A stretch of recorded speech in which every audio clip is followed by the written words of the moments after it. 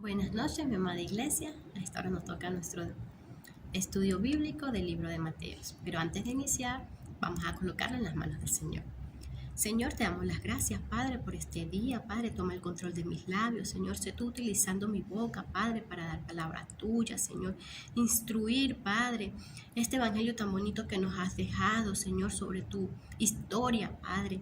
Tus enseñanzas, Señor, hacer las carnes en nuestra vida. Te entregamos todo en tus manos, Señor, dándote toda honra y gloria, Padre, a ti el único que se lo merece. Toma el control por completo, Señor, de nuestros corazones, Padre, para que esta palabra quede atesorada, Señor, en ellos. En el nombre del Padre, del Hijo y del Espíritu Santo. Amén. Libro de Mateo.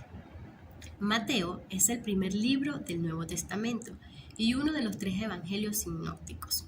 Mateo es el recaudador de impuestos, que fue uno de los 12 apóstoles que Jesús nombró y aparece en el mismo libro. Se dice que fue el que diseñó este libro para abarcar toda la historia de Jesús.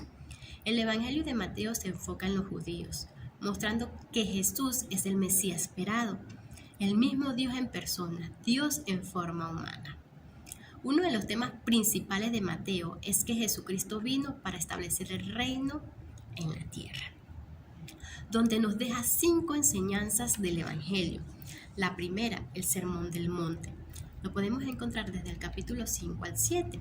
Habla de las bienaventuranzas, donde nos enseña que es un reino de cabezas, donde no existe privilegios, de manera que los pobres, don nadie, los ricos, los religiosos, todos están invitados a venir al llamado.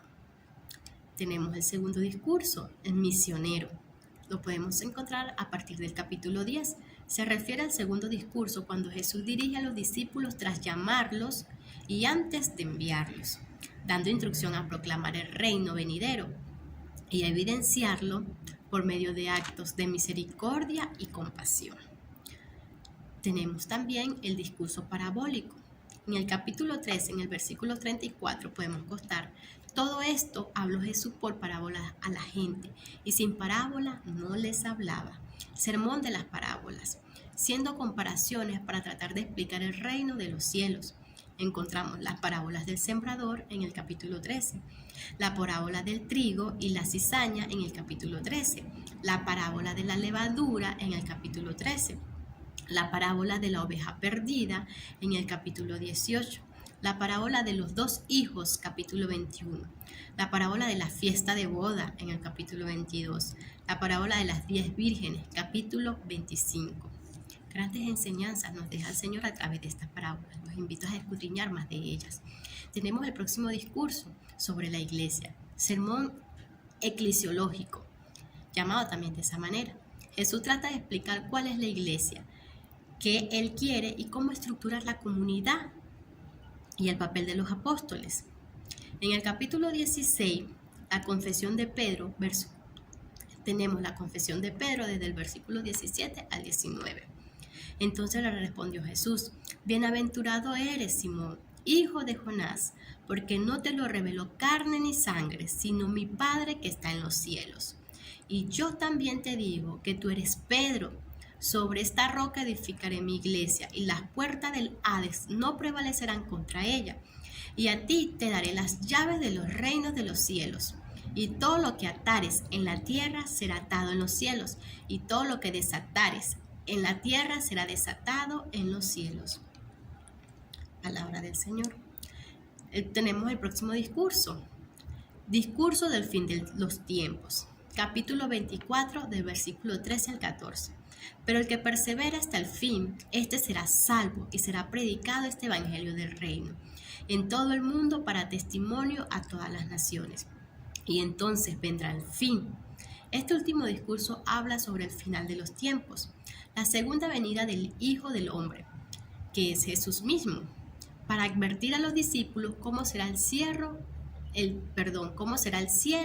y la nueva tierra.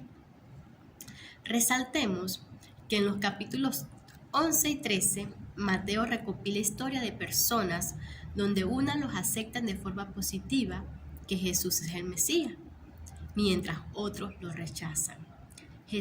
Rechazan a Jesús y piensan que es un falso maestro. donde Jesús por medio de las parábolas explica cómo unos los aceptan y otros los rechazan. Pero también indica que el Evangelio no dejará de extenderse. Palabra viva, palabra del Señor. Capítulo 26 al 28. Podemos encontrar que Jesús separa a sus discípulos y celebra la Pascua con ellos, tomando el pan y el vino y mostrando que su muerte será un gran sacrificio por esclavitud del pecado y la maldad. Después de la cena de Jesús es arrestado y fue llevado ante el concilio de los líderes judíos, donde lo acusan de haber blasfemado contra Dios. Entonces fue llevado ante Pilato, el gobernador de los romanos, quien cree que es inocente, pero cede ante las peticiones de los líderes de los judíos y sentencia a Jesús por muerte de crucifixión. Mateo muestra que la muerte de Jesús no fue una tragedia, más bien fue el cumplimiento de todas las antiguas promesas proféticas. Vino como el Mesías, siervo, donde fue rechazado por su propio pueblo, pero en vez de juzgarlos, Él es juzgado en su lugar, llevando las consecuencias de su pecado. Al acabar esto, el cuerpo de Jesús es llevado a una tumba, donde podemos apreciar un giro sorprendente en el último capítulo 28, donde Jesús resucitó de los muertos, dejando como enseñanza final llamado a la gran comisión. Manda a los discípulos ir a todas las naciones a anunciar las nuevas de que Jesús es el Señor, y cualquiera puede unirse a su reino al ser bautizado y seguir sus enseñanzas. Y haciendo eco a su nombre, Emmanuel, Dios con nosotros, siendo las últimas palabras hacia sus discípulos: yo estaré con ustedes.